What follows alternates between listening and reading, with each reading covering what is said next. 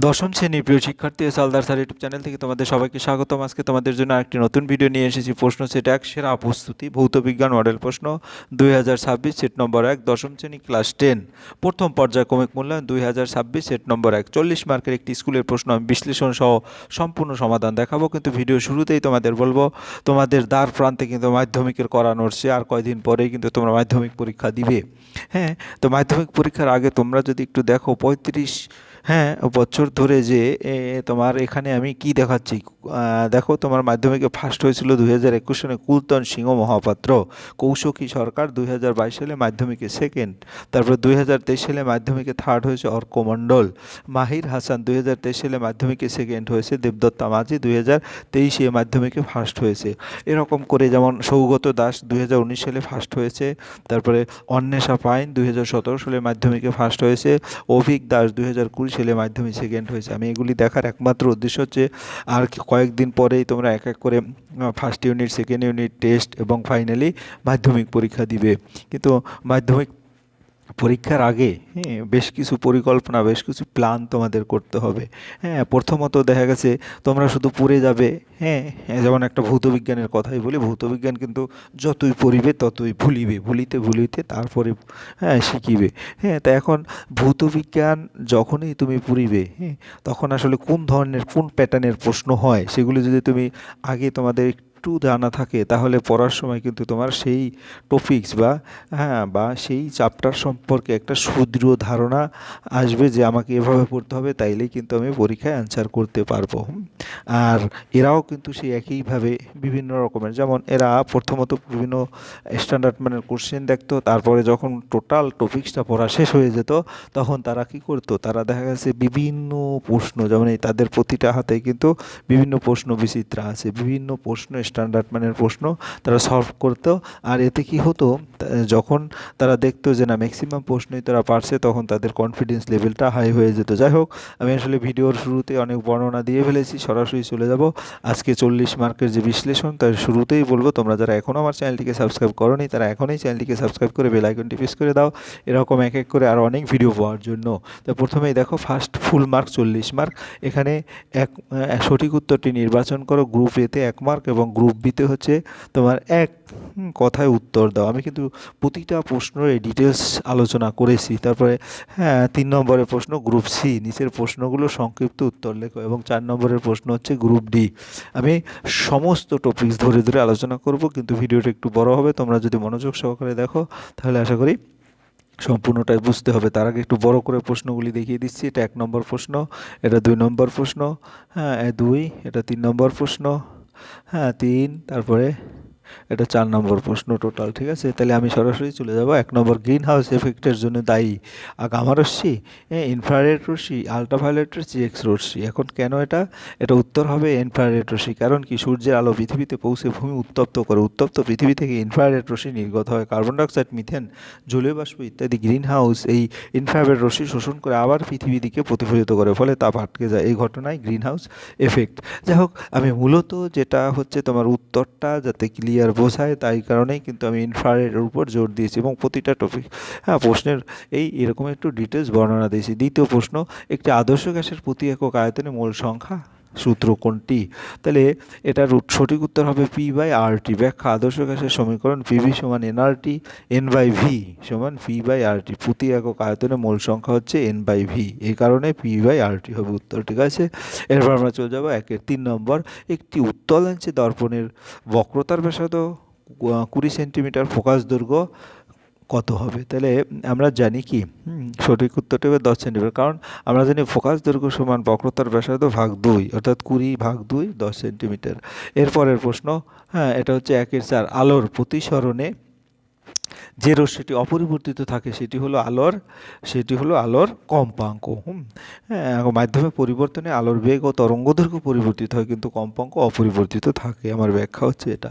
এরপরে 1-5 নম্বর, এ ও বি দুটি মাধ্যম যেখানে মিউ এ হ্যাঁ, গ্রেটার দ্যান মিউ বি। এ মাধ্যম থেকে আলোক রশ্মি বি মাধ্যমে তির্যকভাবে প্রতিসরিত হলে আপতন কোণ ও প্রতিসরণ কোণ হয় যথাক্রমে আর এবং আই। প্রদত্ত কোন সম্পর্কটি ঠিক? আমরা যদি দেখি সম্পর্কটি সঠিক সম্পর্ক হচ্ছে আই ইজ স্মলার দ্যান আর। ব্যাখ্যা: ঘনমাধ্যম থেকে লঘু মাধ্যমে গেলে আলো স্বাভাবিক থেকে দূরে সরে যায়, তাই আর ইজ স্মলার দ্যান আই হবে, ঠিক আছে, অর্থাৎ আরটা বড় হবে আই থেকে। এর পরের প্রশ্ন হচ্ছে কি আমাদের 16 নম্বর, আধুনিক দীর্ঘ পর্যায় সারণীতে ক্ষারীয় মৃত্তিকা ধাতুগুলো কোন গ্রুপে অবস্থান করে? তাহলে এটার হচ্ছে তোমার কি গ্রুপ 2-তে অবস্থান করে, যেমন বেরিলিয়াম, ম্যাগনেসিয়াম, ক্যালসিয়াম ইত্যাদি ক্ষারীয় মৃত্তিকা ধাতু গ্রুপ 2-তে থাকে। এর পরের প্রশ্ন কি হচ্ছে, সমযোজী দ্বিবন্ধনযুক্ত যৌগটি কোনটি? সমযোজী দ্বিবন্ধনযুক্ত যৌগ হচ্ছে C2H4, F2 একক বন্ধন, নাইট্রোজেন ত্রিবন্ধন, C2H2 হচ্ছে ত্রিবন্ধন, C2H4 হচ্ছে দ্বিবন্ধন। তাহলে উত্তর হবে কি C2H4। এরপরের প্রশ্ন হচ্ছে আমাদের গ্রুপ বি অর্থাৎ 2 নম্বরের প্রশ্ন। এটা নিচের প্রশ্নগুলো নির্দেশ অনুযায়ী অতি সংক্ষিপ্তভাবে উত্তর লেখো। সৌরকোষে ব্যবহৃত অর্ধ পরিবাহীটির নাম কি? অথবা বায়োগ্যাস প্লান্ট বায়োমাসকে মিথেন গ্যাসে রূপান্তরিত করে কোন ব্যাকটেরিয়া? আমরা যদি দেখি সৌরগ্যাসে ব্যবহৃত অর্ধপরিবাহীটির নাম হচ্ছে সিলিকন। ব্যাখ্যা কি? সিলিকন একটি অর্ধপরিবাহী যা সূর্যালোক থেকে বিদ্যুৎ উৎপাদনে ব্যবহৃত হয়। এরপর বায়োগ্যাস প্ল্যান্টে বায়োম্যাসকে মিথেন গ্যাসে রূপান্তরিত করে কোন ব্যাকটেরিয়া? মিথোনেজেন ব্যাকটেরিয়া। এই ব্যাকটেরিয়া অক্সিজেনের অনুপস্থিতি জৈব পদার্থকে মিথেন গ্যাসে পরিণত করে। এরপরে 2-3, বিদ্যুৎ ক্ষরণের সময় 2-2 কোন গ্যাস ওজোন স্তরকে ভাঙতে পারে? বিদ্যুৎ ক্ষরণের সময় নাইট্রোজেন অক্সাইড NO বা নাইট্রোজেন ডাই অক্সাইড NO2। বিদ্যুৎ চমকানোর সময় নাইট্রোজেন অক্সাইড তৈরি হয় যা ওজোন স্তরে ক্ষতি করে। চার্লসের সূত্র ভিটি লেখচিত্র প্রকৃতি কি? সোজা সরল রেখা। স্থির চাপে আয়তন ও তাপমাত্রা সমানুপাতিক, গ্রাফটি সরল রেখা। এর পরের প্রশ্ন, পরম শূন্য উষ্ণতায় কোনো আদর্শ গ্যাসের চাপ কত? পরম শূন্য উষ্ণতায় কোনো আদর্শ গ্যাসের চাপ 0, তাপমাত্রা 0 কেলভিন হলে অণুর গতি বন্ধ অর্থাৎ চাপ 0। তারপরে স্ট্রিট, এখানে 6টা আছে স্ট্রিট। ল্যাম্পের প্রতিফলক হিসেবে কোন দর্পণ ব্যবহার করে? অবতল দর্পণ। অবতল দর্পণে আলোক সমান্তরালভাবে প্রতিফলিত করে। এরপরে হচ্ছে 2-6, দৃশ্যমান আলোর মধ্যে কোন আলোক বিক্ষেপণ সবচেয়ে কম? দৃশ্যমান আলোর মধ্যে তারপরের যে শর্তটা আছে সেটাও যদি দেখো, অথবা কোন শর্তে প্রিজমের দুটি প্রতিসারক তলে রশ্মির চ্যুতি সমান হয়? তাহলে যখন রশ্মি ন্যূনতম বিচ্যুতি অবস্থায় থাকে এই অবস্থায় আপাতন কোণ সমান নির্গমন কোণ। দৃশ্যমান আলোর মধ্যে কোন আলোর বিক্ষেপণ সবচেয়ে কম? লাল আলোর বিক্ষেপণ সবচেয়ে কম। লাল আলোর তরঙ্গদৈর্ঘ্য সবচেয়ে বেশি, তাই বিক্ষেপণ কম। তারপর সুস্থ চোখের ক্ষেত্রে স্পষ্ট দর্শনের ন্যূনতম দূরত্বের মান কত? 25 সেন্টিমিটার। স্বাভাবিক চোখে 25 সেন্টিমিটার কম দূরত্বে বস্তু স্পষ্ট দেখতে পারে না। মৌলের একটি ধর্ম লেখো এবং এটি তেজস্ক্রিয় মৌলের চিহ্ন দাও। মৌলের ধর্ম হচ্ছে পারমাণবিক সংখ্যা, তেজস্ক্রিয় মৌল হচ্ছে ইউরেনিয়াম, একটি তেজস্ক্রিয় হ্যালোজেন মৌল হচ্ছে অ্যাস্টাটিন। তারপরের প্রশ্ন হচ্ছে তারপরে ম্যাগনেসিয়াম অক্সাইড যৌগের গঠনের সময় ম্যাগনেসিয়াম পরমাণুর কতগুলো ইলেকট্রন বর্জন করে? ম্যাগনেসিয়াম গঠনের সময় ম্যাগনেসিয়াম পরমাণু কয়টি ইলেকট্রন ত্যাগ করে? 2টি ইলেকট্রন ত্যাগ করে। ম্যাগনেসিয়াম 2+ এবং 2টি ইলেকট্রন এভাবে।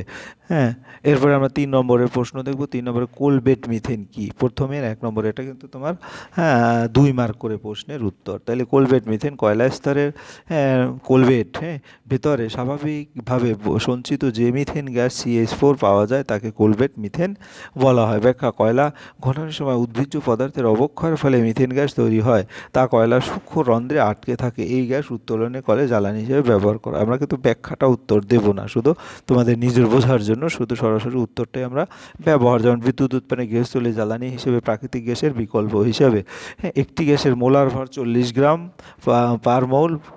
তাহলে 27 ডিগ্রি উষ্ণতায় 760 মিলিমিটার পারদচাপের অধীনে 80 গ্রাম ওই গ্যাসের আয়তন কত? একটি গ্যাসের মোলার ভর 40 গ্রাম পার মৌল, তাপমাত্রা 27 ডিগ্রি সেলসিয়াস, চাপ 760 মিলিমিটার মার্কারি, ভর হচ্ছে 80 গ্রাম। তাই গ্যাসের আয়তন কত? তাই 27 ডিগ্রি, এটাকে কেলভিন নিলে 300 কেলভিন হয়। 700 মিলিমিটার মার্কারি হচ্ছে 1 অ্যাটমসফিয়ার। 760 মোল সংখ্যা হচ্ছে N সমান 80/40 অর্থাৎ 2। এসটিভিতে 1 মোল গ্যাসের আয়তন 22.4 লিটার। তাহলে 2 মোল গ্যাসে হবে কত? 44.8 লিটার, ঠিক আছে, 44.8 লিটার। এরপরে কি হলো, 27 ডিগ্রি উষ্ণতায় 3 অ্যাটমসফিয়ার হবে কোনো গ্যাসের আয়তন 5 লিটার। 20 ডিগ্রি তাপমাত্রায় কত হলে ওই গ্যাসের আয়তন দ্বিগুণ হবে? তাই 27 ডিগ্রি তাপমাত্রায় V1 5 litre, P1 3 atmosphere, T1 300 kelvin, V2 10 litre, T2 293। সূত্র হচ্ছে P1 V1 by T1, P2 V2 by T2। এখানে P2 হবে 3 ইন্টু 5 ইন্টু 293 ডিভাইডেড 300 ইন্টু 10, অর্থাৎ 1.465 অ্যাটমসফিয়ার প্রায়। এরপরের প্রশ্ন এক, মাধ্যম থেকে অন্য মাধ্যমে আলো প্রতিসরণের ক্ষেত্রে আপাতন কোণ 45 ডিগ্রি, প্রতিসরণ কোণ 30 ডিগ্রি হলে প্রথম মাধ্যমের তুলনায় দ্বিতীয় মাধ্যমের প্রতিসরণ কত? এক মাধ্যম থেকে অন্য মাধ্যমে আলো গেলে আপাতন কোণ 45 ডিগ্রি, প্রতিসরণ কোণ 30 ডিগ্রি, প্রথম মাধ্যমের তুলনায় দ্বিতীয় মাধ্যমের প্রতিসরণ কত? তাহলে মিউ সমান sine i by sine r, sine 45 sine 30, মানটা বসালে √2 হবে উত্তর। অর্থাৎ এখানে √2 3.3। এবারে 3.3 অথবা জলের মধ্যে আলোর বেগ 2.25 10⁸ মিটার পার সেকেন্ড, তবে জলের প্রতিসরণ কত হবে? তো জলের মধ্যে আলোর বেগ হচ্ছে 2.25 ইন্টু 10⁸, জলের প্রতিসরণ কত সেটা বের করতে হবে। অর্থাৎ আমরা জানি মিউ সমান সি বাই ভি, সি হচ্ছে 3 ইন্টু 10⁸, আর ভিটা হচ্ছে তোমার ওই যেটা দেওয়া আছে 2.25 10⁸ মিটার পার সেকেন্ড। পরে 10⁸ কাটা গেলে তাহলে উত্তর থেকে 1.33। এরপরের প্রশ্ন, দেখা হচ্ছে সোডিয়াম ক্লোরাইড আয়নিক কিন্তু হাইড্রোজেন ক্লোরাইড সমযোজী বন্ধন গঠন করে। সোডিয়াম ক্লোরাইড একটি ধাতু এবং এর বহিস্থ স্তরে একটি ইলেকট্রন থাকে। ক্লোরিন একটি অধাতু, এর বহিস্থ স্তরে 7টি ইলেকট্রন থাকে। সোডিয়ামের একটি ইলেকট্রন ত্যাগ করে সোডিয়াম আয়নে পরিণত হয়, ক্লোরিনের ইলেকট্রন গ্রহণ করে ক্লোরাইড আয়নে পরিণত হয়। বিপরীত আধানযুক্ত সোডিয়াম ও ক্লোরিন আয়নের মাধ্যমে তড়িৎ স্থির আকর্ষণের ফলে যে বন্ধন গঠিত হয় তাকে আয়নিক বন্ধন বলে। তাই সোডিয়াম ক্লোরাইড আয়নিক যৌগ।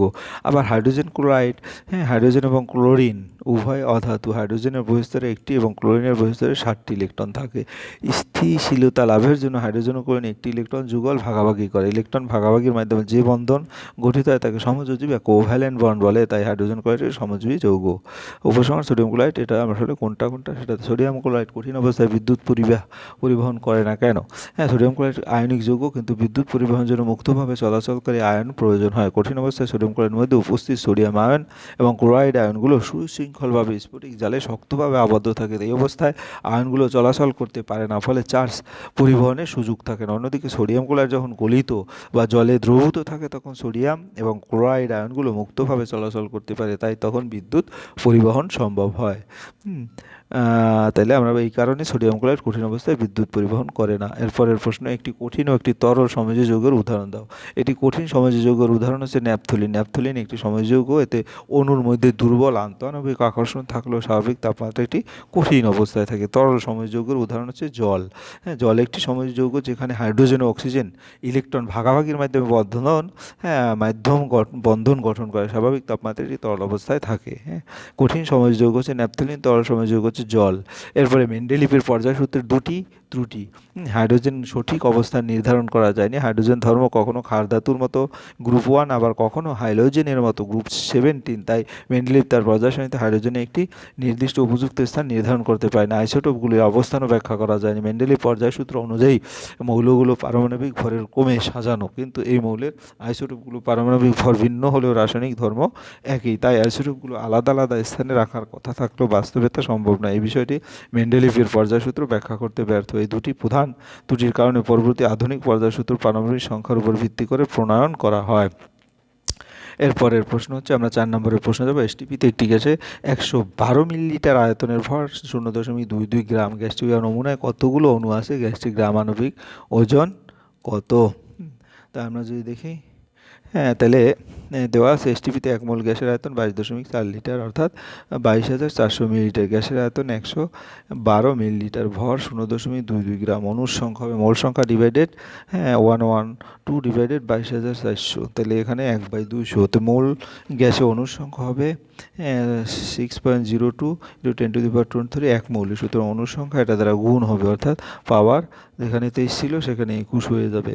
আর 2 দ্বারা ভাগ করলে 3.00। অণুর সংখ্যা 3.0 × 10⁻, গ্রামাণবিক ভর হচ্ছে 1 মোল গ্যাসের ভর 0.22 × 200, অর্থাৎ 44 গ্রাম। তাহলে এই গ্যাসের গ্রামাণবিক ভর 44 গ্রাম। এরপরের প্রশ্ন, প্রধানত কোন কারণে বাস্তব গ্যাসগুলো আদর্শ গ্যাসের আচরণ থেকে বিচ্যুত হয় এবং কোন গ্যাসের মধ্যে অণুগুলোর গতি একটি বৈশিষ্ট্য উল্লেখ করো। তাহলে বাস্তব গ্যাস আদর্শ গ্যাস আচরণ থেকে বিচ্যুত হয় প্রধানত গ্যাসগুলো অণুগুলোর মধ্যে পারস্পরিক আকর্ষণ বল থাকে, গ্যাস অণুর নিজস্ব আয়তন থাকে, উচ্চ চাপে ও নিম্ন তাপমাত্রায় এই বিচ্যুতি বেশি হয়। গ্যাসের অণুগুলোর গতির একটি বৈশিষ্ট্য হচ্ছে অণুগুলো সর্বদা এলোমেলোভাবে এবং দ্রুত গতিতে চলতে থাকে। এরপরের প্রশ্ন, কিভাবে উত্তল লেন্সের সাহায্যে কোনো বস্তুর সদ্বিম্ব গঠন করা যায় চিত্র এঁকে ব্যাখ্যা করো।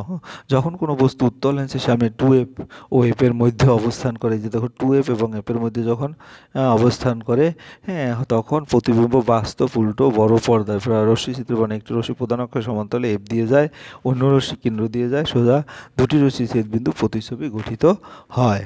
এরপরে হ্যাঁ গ্রুপ 1, হ্যাঁ উত্তল লেন্সের আলোক কেন্দ্র কাকে বলে সেটা বলছে। উত্তল লেন্সের মধ্যে দিয়ে অতিক্রান্ত আলোকরশ্মি যে বিন্দু দিয়ে কোনো বিচ্যুতি ছড়ায় সেই সোজা পথে বিচ্যুতি ছাড়াই সোজা পথে চলে যায়, অর্থাৎ এখান থেকে একটা আলোকরশ্মি কিন্তু এখানে বিচ্যুতি এখানে গেছে, আর একটা আবার এখান দিয়ে চলে গেছে, কিন্তু এইটা সরাসরি কোনো বিচ্যুতি হয় না, একবারে যেখান দিয়ে যায় সেটাই আলোক কেন্দ্র। অর্থাৎ এখানে আলোক কেন্দ্র হচ্ছে তোমার এই যে এটাই হচ্ছে আলোক কেন্দ্র।